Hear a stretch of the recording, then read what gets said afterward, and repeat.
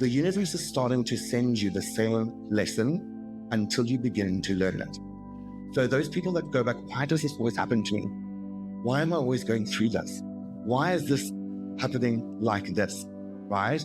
And that should be the first indicator that something is not right here. You're either repeating a pattern or you need to learn a lesson. As you progress and you get older, those patterns that were imprinted in those ages between 5 and 12 are no longer going to serve you because you've built scaffolding at that young age. And that scaffolding, as the responsibilities of life start layering on, you have kids, you go into a next relationship, you're in an abusive relationship, you lose a job, or you actually get promoted so fast or quickly in your career that the responsibilities you're not ready for, that scaffolding starts to collapse inside. What you were experiencing and what you were feeling, what you just said to me, the fact that, am I going to be safe? Is this who I really am? Yes. Because what happens when you start noticing your patterns is awareness is the first step. You can't do anything until you're aware. What do you think about that? And what would you tell to our viewers right now? The people that are not meant to be in your life will go their separate way. And it doesn't have to be a fight. It doesn't have to be an event, but your behavior is going to change. And to answer your question, it's not, is this who I am? It's, I'm becoming more of who I am.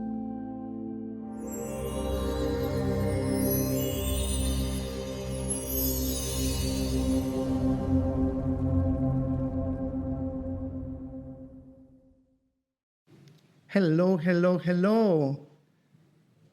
Hey, everybody.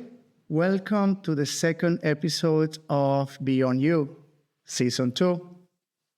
I think today we have a very, very, very important episode, and I'm so delighted that I have someone joining me today, a very dear friend of mine.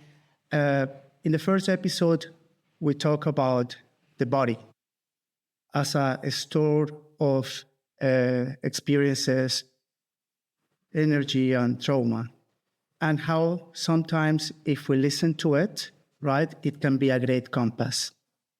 In today's episode, we're gonna talk about this second pillar, as important as the body, or this second dimension, which lives within us, which is the mind. And I think it's really important in whichever journey you are today that you understand and you observe it. And this will be a very key topic in today's episode. So I'm with a very dear friend of mine. I actually met him last year, and we share our experiences. And I'm quite happy to have him with us today. His name is Andrew, quite honored. He's a business consultant, behavioral specialist, certified psychometrician, and he's also been awarded the Mark of Excellence for Leadership and Innovation for 2025 from the Business Frontier. Andrew, welcome. Hello. Thank you so much. Well, thank you. It's so good to be here. Who approved that long intro? Well, we're quite honored, and I'm really happy to have you here. Thank you. Thank you. Thank you very much.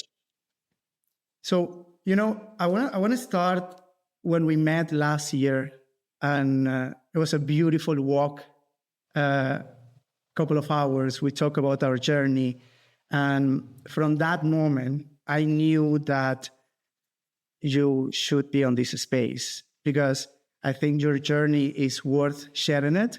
And especially taking or sharing your views on this space as the mind, right? We spoke about the conscious part of the brain and then the unconscious part of the brain, right? And how both work into this process or journey that anyone is taking on, right? Perhaps by losing a relationship, losing a family member, a job, friends, etc. But in your views, how would you, perhaps frame conscious and unconscious mind? Great question. I love that question. I get it. I don't get it too often, but I really do enjoy it. For me, there's actually a third layer in that. There's conscious, there's subconscious, and there's unconscious, right? And when it comes to the unconscious mind, the unconscious mind is obviously responsible for a lot of different things, from like your body function to how you digest food. It also stores all of your trauma. It stores all of the events that you've been through into your entire life. And the conscious mind is, people argue where the conscious mind actually sits, but a lot of people say, and philosophers also agree with the fact that it sits in the prefrontal cortex. Now, with the conscious mind, that is the area that we operate the most from, right?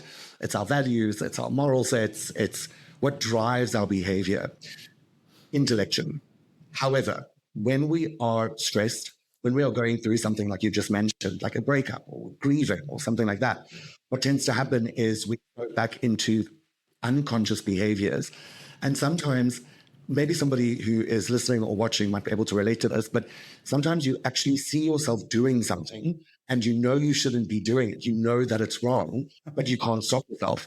And that's exactly what's happening with the unconscious mind. It's that behavior that is so ingrained in you. And we can go on, and I'm sure we'll explore this as the episode progresses, but there is so many, there's ages where the unconscious patterns are imprinted and things like that. But I don't want to get too ahead of myself. But yeah, I suppose that's how I would define conscious and unconscious. I think, you mentioned something that I want us to take a pause on that. You mentioned patterns, behavior, yes, beliefs, right? And that is embedded or engraved in the unconscious mind, correct? So, would you say that a person that today is going through a breakup or grieving, that they are in a way repeating a pattern that perhaps they know or they don't know about? Because whenever we're grieving or whenever eventually we're going through a difficult event, right, whatsoever, what's happening in the brain is that you're kind of tripping on the past and feeling guilt, or perhaps going to the future and feeling anxious, right? So what's your view on that process? Quite an extensive one. So when it comes to, you said something that's really important there that I just also want to highlight and echo what you were saying, is when we go through something, or when we go through a breakup, you use that example, when we go through a breakup, and I'll work with that, I'll go with that. When we go through a breakup, it could be because you are repeating patterns, or it could actually be you've gotten to a point on your journey where you stopped repeating patterns, and the person that you're with is so your old patterns that the relationship is then terminated, if you want to call it that.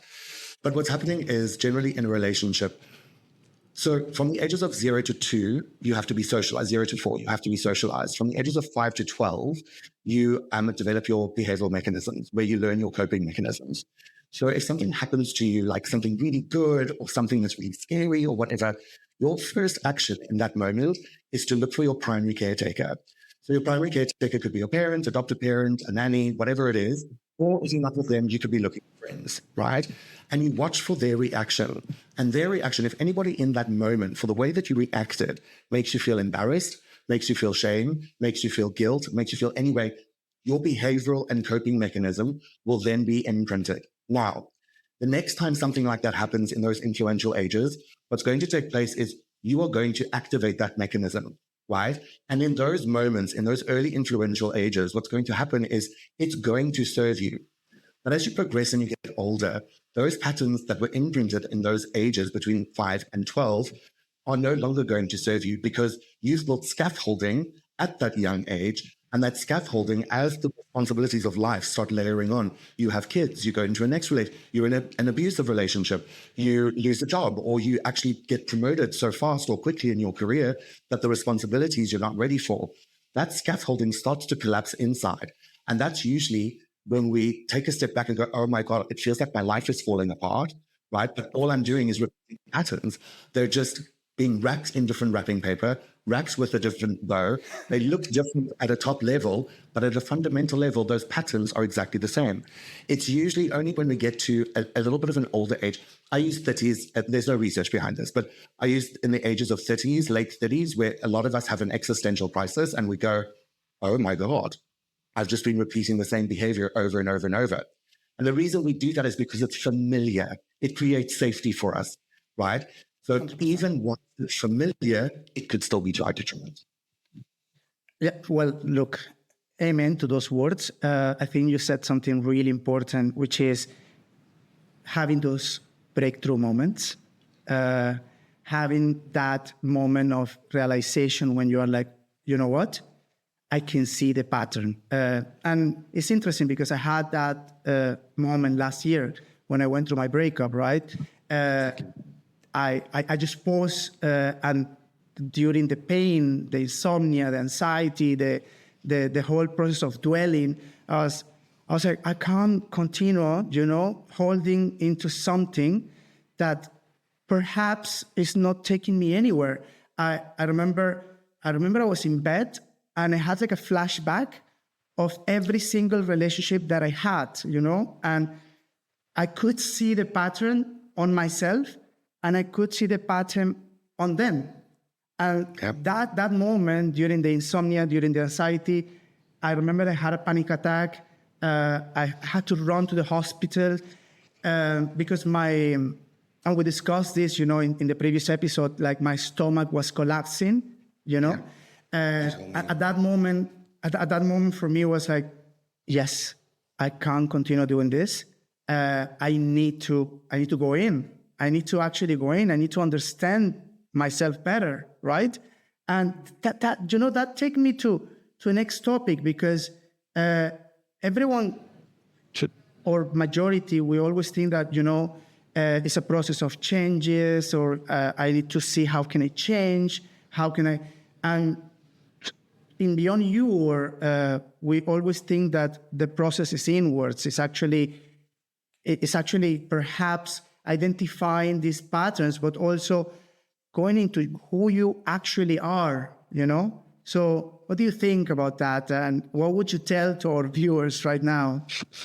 I think, firstly, I'm sorry about your panic attack and things like that. It's when you go inward, and that's also a message that I sort of want to get across to people, is when you go in, it's scary. It's not roses and Julia Roberts and Eat, Pray, Love. It's scary, right? But it's doable. It's absolutely doable, and you will get through it. Now, when it comes to, observing those behaviors and realizing there's a problem here, is firstly, the universe, if you start looking back, and this is for anybody that's listening right now, if you start looking back, right, you will notice that the universe is starting to send you the same lesson until you begin to learn it. So those people that go back, why does this always happen to me? Why am I always going through this? Why is this happening like this, right? And that should be the first indicator that something is not right here. You're either repeating a pattern or you need to learn a lesson. Now, I also want to highlight the fact that scaffolding that is collapsing inwards that I was talking about earlier, the result of that scaffolding falling inwards is an anxiety attack, is a panic attack, all right? Wow. Because anxiety, a panic attack and an anxiety attack is an indication that your brain thinks you are elsewhere, but there is a cognitive dissonance between the data that's being taken in by your eyes and your other senses. So that's what it is. So usually it's the future, right? And usually the anxiety is spurred on even more with what you were saying earlier, is the fact that, oh my God, I've identified this pattern, and now essentially, am I going to keep on repeating it? How do I stop it, right? Sorry on that. Or perhaps, am I going to be safe right now that I see this pattern? I used to feel that, am I going to be safe? Like, okay, with this pattern, because eventually when you notice it, right, you go into a process of, we discuss this in more details, of identification and then slowly observing. But I was feeling, am I going to be safe if I change this part of who am I? Is this actually who am I, etc.? So there was a lot of future, right, on that. Yes. So I think what tends to happen as human beings, and this comes from tribe mentality, this is evolution, it's in our DNA sequencing. So in order to survive as a human being, literally, you have to move in groups. Translate that into today, what happens is we try and fit in, okay?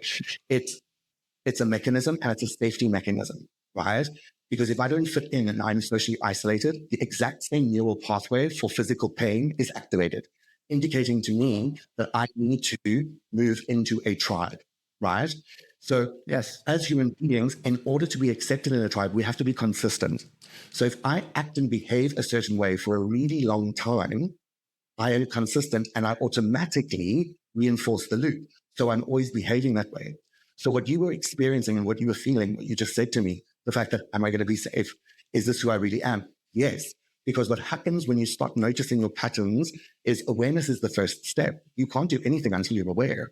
So because awareness is the step and you look back and go, am I going to be safe? That is the first step that you're taking because you're realizing that if I change my behavior, I might be not accepted. I might not fit in, right? But it's not about fitting in. It's about going where you belong, right?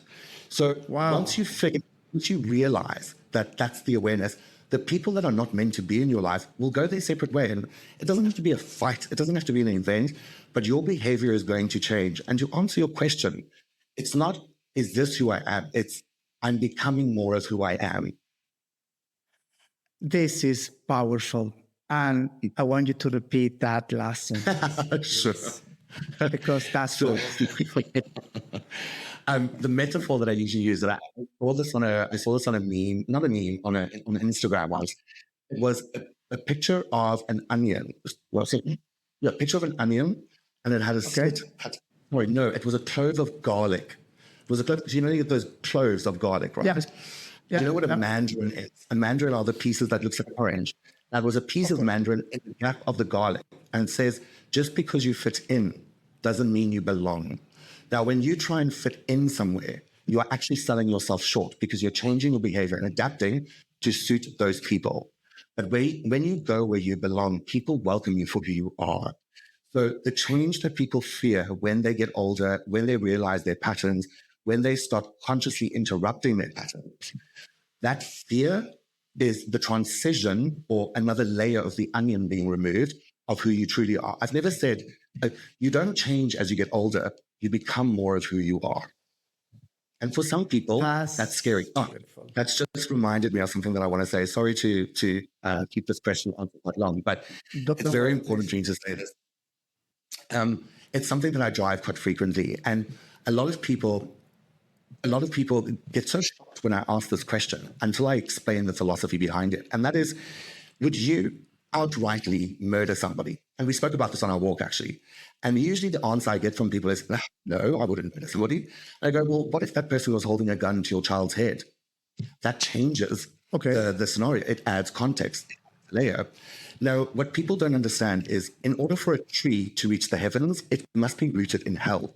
We as human beings are capable of the most disgusting things on the planet, the most heinous things on the planet.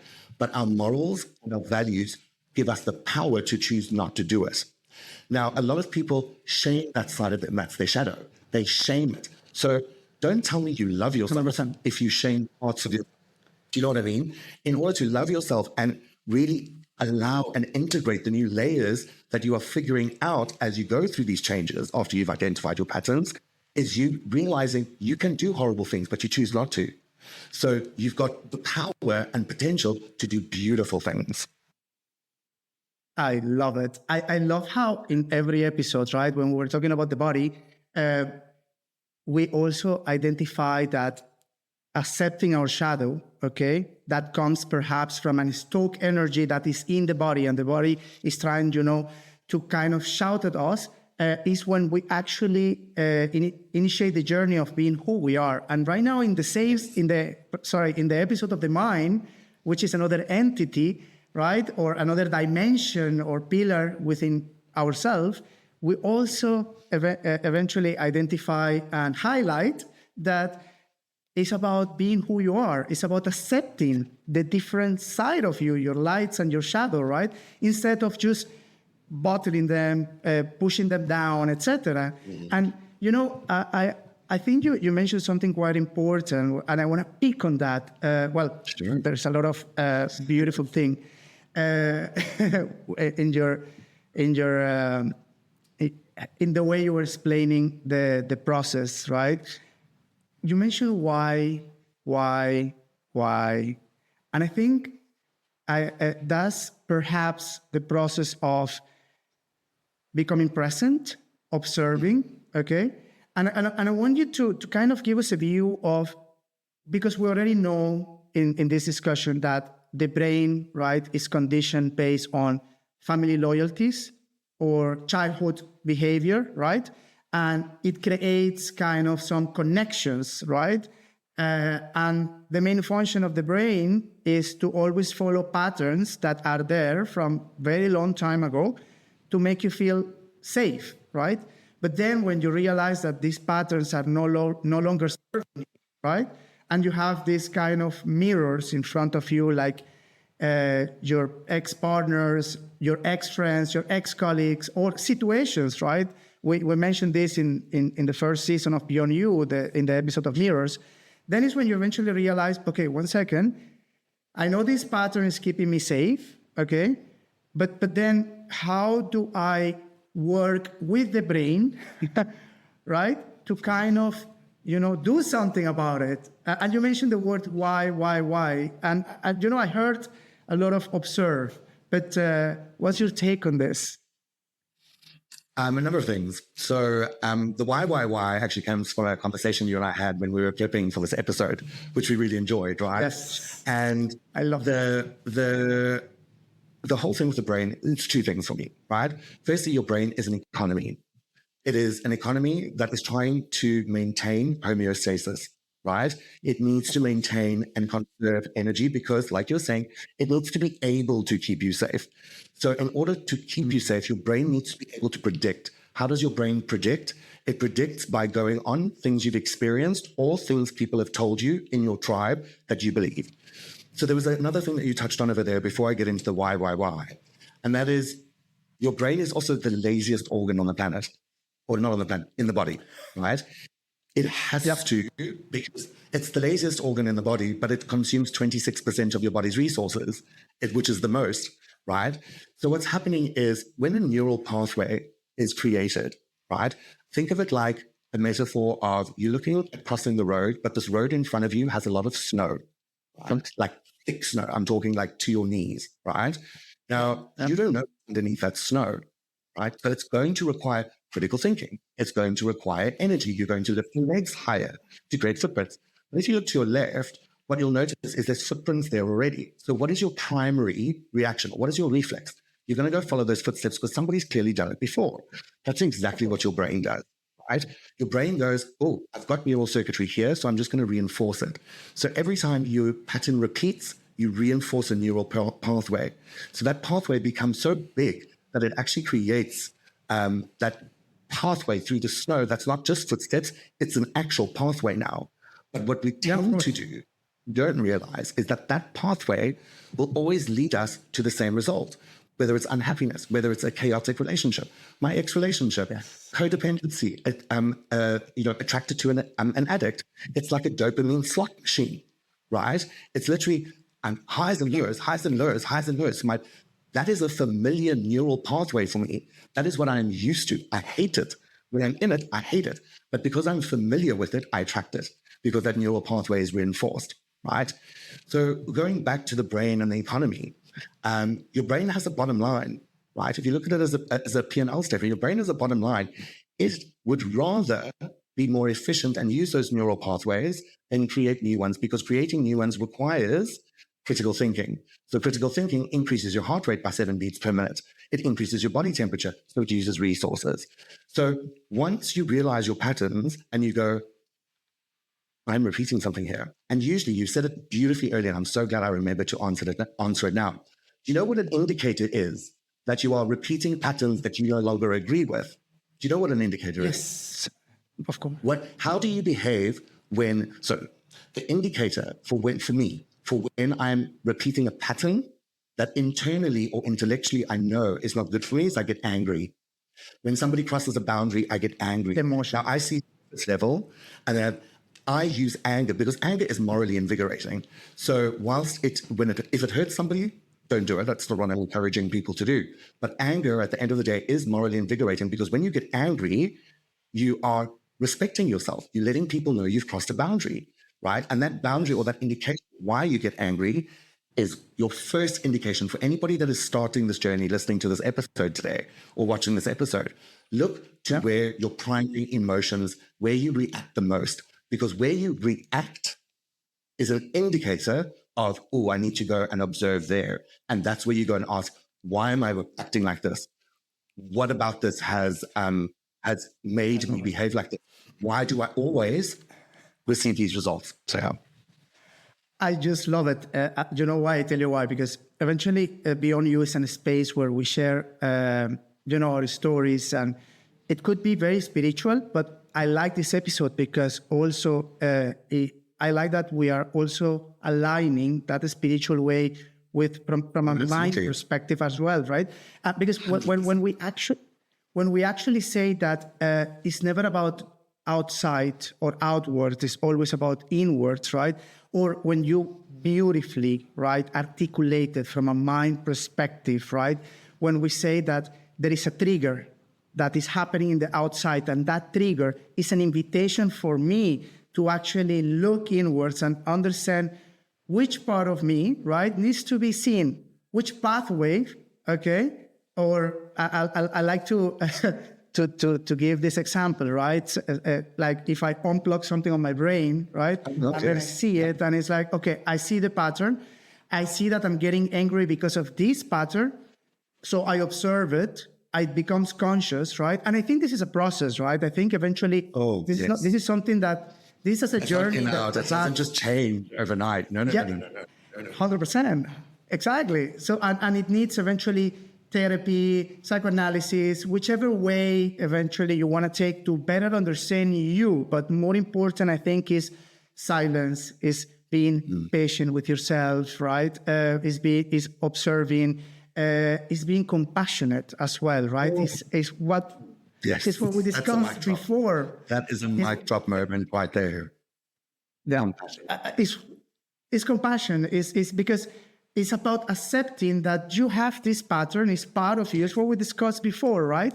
And then I like that. And thank you so much, Andrew, because this is beautifully articulated for people that perhaps they're not spiritual or they're not religious, right? And they're more pragmatic or analytic, and you just articulate it in a way that people can actually see, right? That first is a bumpy journey, very bumpy. It's not easy, okay? Because what you're doing is that you're changing, I call it the highway, right? Mm-hmm. And eventually you always take the same highway from work to home. Beautiful. And that creates safetiness in a way. Mm-hmm. So when you're changing it, the first thing you will think is that, is this the correct way? Am I actually going to reach home? There will be traffic. Am I going to feel safe? Et cetera, et cetera. So it's about, but if you know that eventually the end goal is different, why? Because you're taking it's the same, but you're taking a different way to it, right? Mm-hmm. Just for you to eventually try to, I think I heard that the synonym of dementia is when you expect different results, or you expect the same results, but you have different, you apply the same way. Albert Einstein, insanity, not dementia. Yes. Insanity. Yeah. Thank you. Insanity. Thank you for that. So it's beautiful because the way it's being articulated is pretty much aligned to what we usually talk in this space. I want to right now anchor a little bit the relationship between the mind and the body, right? Because eventually when we're going through these difficult moments that we mentioned, or these experiences, sometimes in order to be able to observe, take a moment, we need to anchor ourselves to the body and just be present, okay? And how do you see that relationship, okay, between the body and the mind? And moreover, if I want to add another layer, which is the soul, right? When we're in the process of a journey that the brain want to take us to this safe street, but we know that there's a pattern that we want to eventually change, or we want to take it differently. I think the word being scared, what I said, feeling safe, the soul can help from a sense of having faith, like faith in the process, faith in yourself, and that can give a little bit of comfort to the brain or to the mind that perhaps I'm in the right path, okay, whether I see it or not, right? So what's your view on this connection between these three elements or dimensions? I think that's a great question. So I'm going to answer this in a couple of ways. Firstly, you said something, and I want to really drive this, no pun intended. But one of the examples that you used was when you take a different route home. Now, the first thing that you can do to connect your mind to your body is and it's the easiest win for anybody listening or watching the episode, is take a different route home today, but don't use your GPS. And the moment you take the next turn that's out of your routine in autopilot, you become present, because now you have to focus on what surrounds you. Now, remember, there are three texts that are constantly playing in your head: adult, the parent, adult, and child, right? And there's two different types of parents. There's only one adult, because adult is the present moment, and child is the behaviors like the rebel child or the self-serving child manipulation. So usually we rely on the texts, the examples from our parents, and the behaviors that we had as a child. But it's very rare that we operate from adult. So one of the things that you're going to do is take a different route home today. When you go and buy your groceries, change the type of fruit that you buy, right? It's those tiny little things that over time talk into your faith in yourself, which to me sounds like trust, right? So when you've got that faith in yourself, you're building trust in yourself. And it's through the small things. It's the 1% a day, because the 1% will compound. It's the butterfly effect. Butterfly flaps its wings in Brazil and creates a tornado or a tsunami in Japan over time. Because the one action today that is sustainable, right? If I take a different room today and a different route home tomorrow, and I do that and it becomes a habit for me, eventually I go back to autopilot. But in that moment, I'm building new neural pathways and I'm showing myself that I'm capable. That's one thing. Now, when you show yourself that you're capable, that's the faith you're building in yourself, and also the trust you're building in yourself that you can continue doing it. That's why we always say start small. Now, the example that I want to use in this, every single person on the call today, on the podcast today, listening to the podcast will get this. And that is, think about when you're brushing your teeth, right? And I ask this question to you. I love this. When you brush your teeth in the morning, what are you thinking about? Nothing else. Now, you're not thinking about brushing your teeth. You're thinking about everything else. I'm late. Are the kids ready? 100%. There's team's call coming in. Now, I challenge anybody listening to this to, when they get home tonight or this morning or whenever they get home and just before bed, to use their other hand to brush their teeth. It's going to feel incredibly awkward. It's going to be uncomfortable, okay? You're going to probably hate me and think the stupid guy on this podcast that I heard today told me to brush my teeth with a different hand. But I can tell you something now. What are you going to think about? Brushing your teeth. Brushing your teeth, exactly. That is going to bring you incredibly present and in the moment. And only when you are present and in the moment and you repeat that until it becomes a habit, are you able to finally listen to what the universe wants to speak to you, because that's when you go quiet, when you are present, right? And there's one other thing that I want to say there as well, just sort of for anybody that might not have access to therapy or to psychoanalysis or to a coach or anything like that, which is all things I recommend. I use a coach and I use a therapist. There's websites out there called Therapist Aid where you have worksheets, because the one thing that I want to drive over here is it's nice for anybody listening to think what they want to do. But unless you write something down, and therapistaid.com, I think it is, has worksheets that you can go, and it's structured and it flows for grief, to breakup, to rejection, to all sorts of different things. And you are writing down. When you write it down, the power of journaling makes you present, A, and B, it organizes the mess in your head. So I've touched on the faith. I've touched on mind-body connection, touching on the soul. That's a complex one for me, all right? Because touching on the soul for me will relate to... In a way, by touching the faith, that's touching the soul, but I'll let you continue. I'll let you continue. For you, cool. I want to hear that. Well, how is it for you? So for me, what touches the soul is when you are in flow. So I think of the soul as when I am unfiltered happy, when I'm unfiltered, I'm being challenged to a certain extent, but I'm being creative to a certain extent. And they meet at this beautiful level, and I go into something called flow. So, for example, what I do when I'm in flow is I am either writing a keynote, I'm designing something on a whiteboard, or I'm designing a training or whatever. I am in flow. I lose track of time. I am so amped to find out more. I'm so amped to get the science behind it. I'm so amped to test it out and write and things like that. And before I know it, 3 hours have gone past, but my soul is happy. And that's how I know that I'm touching the soul, because I'm present in what I'm doing, right? Losing track of time doesn't mean you're not present. It's you are so involved and you are loving what you're doing, right? 100%. And once you get that, that for me touches the soul. And if nobody knows how to get into flow, follow what makes you curious or where your mind wanders when you are daydreaming.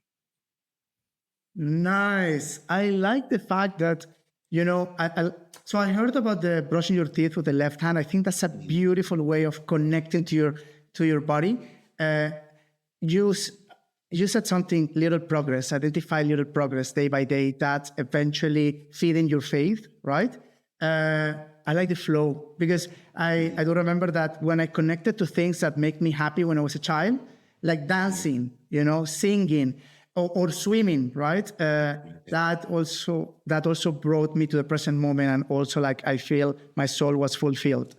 Now, and I want to touch on a very, very intense topic. So you and I, in our conversation, in our walk last year, we connected and we're a great mirror of something, which is, and you mentioned a bit in a few minutes back, but I want us to go deep. And, Beyond You is about going deep, right? And creating this space. So we connected on something called addiction. And in our case, right? And by the way, I want us to broaden, right? Because there are many types of addiction. In our case was addiction to people, right? Codependency, right? How did you identify, right, that pattern? Okay. And then what was your process, if you can share it in this, safe space, okay, of going through it? So that is a loaded question, and I'm glad you asked, and I'm ready to explore that. And I was made aware of my codependency from my previous relationship. Now, when we were preparing for the episode and we were sort of just bouncing ideas off of each other, one of the things that I mentioned was a lot of the times people will give you information, and if you listen, that information could potentially save you a lot of heartache. Now, I'm not saying you're not going to go through heartache. You're not going to go through traumatic experiences in life. That's what makes you you, right? And the best part is, anybody that's listening, is you have made it through 100% of your darkest days, and you're still listening to this podcast. So with my codependency, I've mapped it out now. I never even knew the word. I didn't know the word until somebody who's very close to me was an addict and has been in recovery for 25 years. She turned around and she said to me, "Andrew, you're a codependent." And I said, "What the hell is that?" And she said, "You need to go." And I was aware of the fact when I exited the relationship and I looked back, right? Because we touched on observing earlier, and I've already gotten good at the observations of behavior and sort of looking at myself objectively. So when I look back at my behaviors in the relationship, and also what was mentioned in the exiting of the relationship talk that we had with my partner, was one of the things that they mentioned is you're walking around on eggshells the whole time, and like I feel like I can't do anything because you're going to sort of break or whatever. And that stuck with me. That was something from the breakup talk that we had that stuck with me. And I thought, why on earth am I doing that? Started with why. And then I got quiet. Obviously, exiting a relationship, the first thing I'm going to do is cry my heart out. Of course. It was incredibly traumatic for me because, well, not traumatic. It was just incredibly hard for me because there were so many firsts in this relationship as well. So it was the first person I loved. I was going to move home to South Africa for this person. And this person had lied about who they were. Classic addict behavior, right? And once I'd gotten over the initial cry, I started like, why was I walking on eggshells? And then I started looking, okay. And it was also something this person said to me after they met my parents. They said, it's not your responsibility to make your parents happy.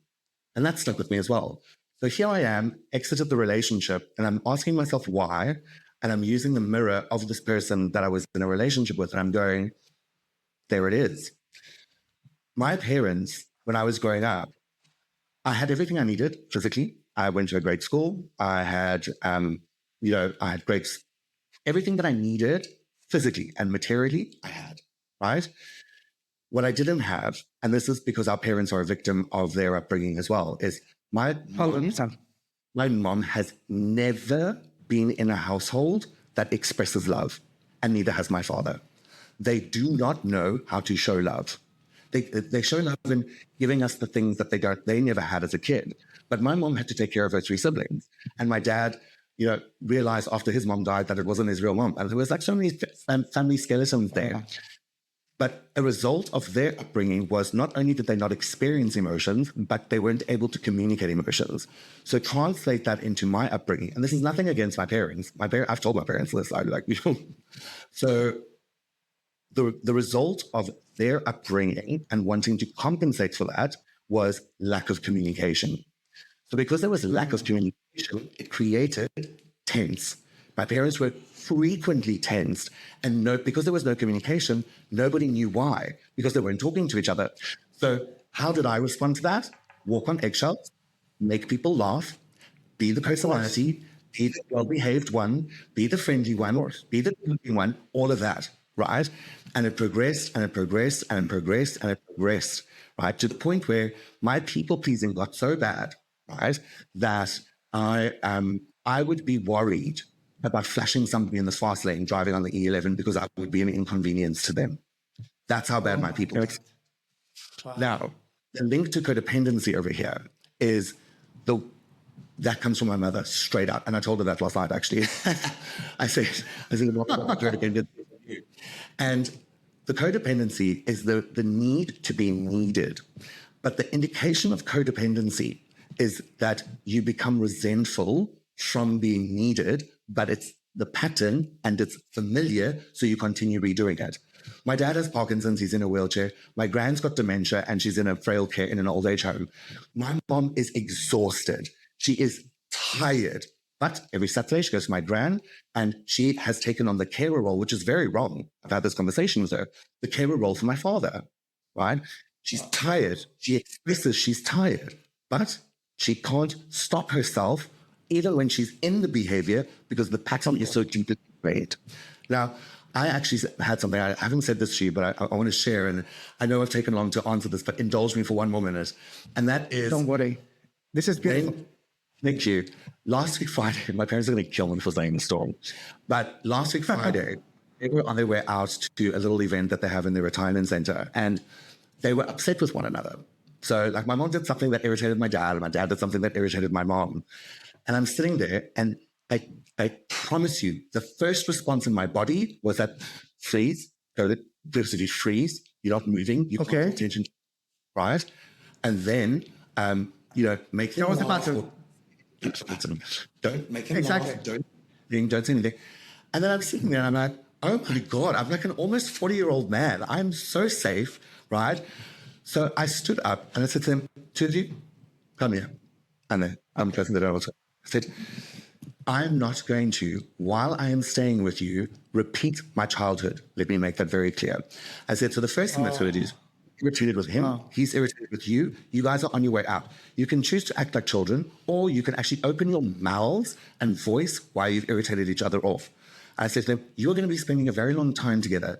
And if it's one thing I'm going to do while I'm here with you, is I'm going to teach you how to talk. I said, you tell him you love him. He tells you he loves you. You slap a smile on your face and you go to your little event and don't embarrass me. And then I walked to my room and I heard them talking afterwards. And it was like they were like talking about what had upset them in the most beautiful way. And I didn't say anything. Like, I'm not going to go out and rub it in their face. But I was like, of course, it was epic. And they came back from their little, and they were laughing, and it was beautiful. I think, well, by the way, there's another mic drop moment, okay? Because what you just explained, and thank you so much for sharing this this experience with your dad. What you just did is the process of observing your shadow, observing your pattern, correct? But then the adult that you are today, with that level of consciousness, because you have seen the pattern, okay? And you know that is part of you, that little child, okay, that little Andrew, okay, that learned to cope, okay? I don't know, making them laugh, changing the subject, etc. Okay, so what you did is like you honor. Yeah, exactly. So you honor that part of you. Okay, you embrace that part of you. You hug that part of you, but you decided from the adult that you are today, okay, to actually do something different. And in that moment, you decided to stop a generational pattern. Okay, and then when you express it, okay, you just ended your journey by the virtue of your mom, and then you exited, correct? Because you're no longer the savior. You're no longer the caretaker. You are the adult today.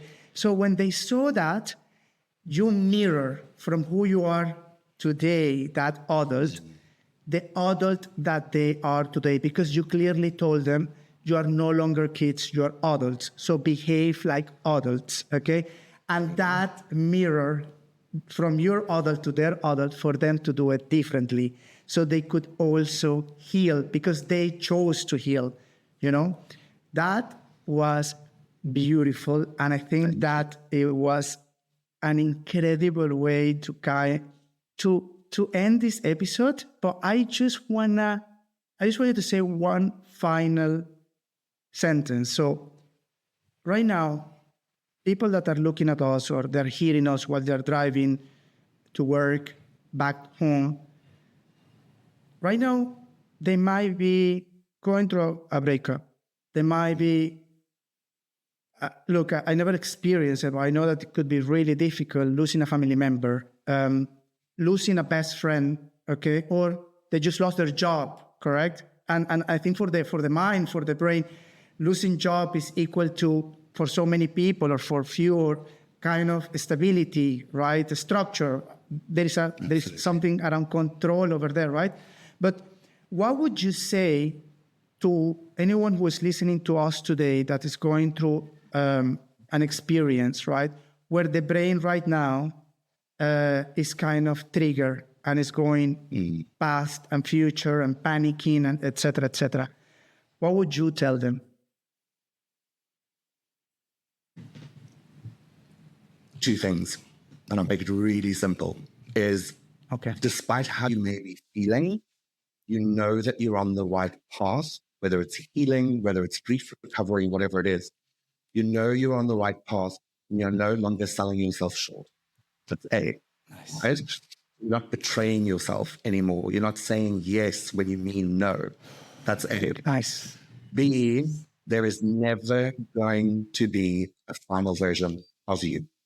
We are always learning. We are always growing. And you are going to get it wrong again, right?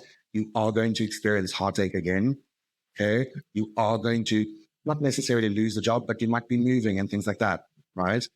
It's going to happen again. But every single time it does, when you choose to move through it, you're actually creating space to hold for other people and space for when it does happen again, from experience to comfort you. That's beautiful.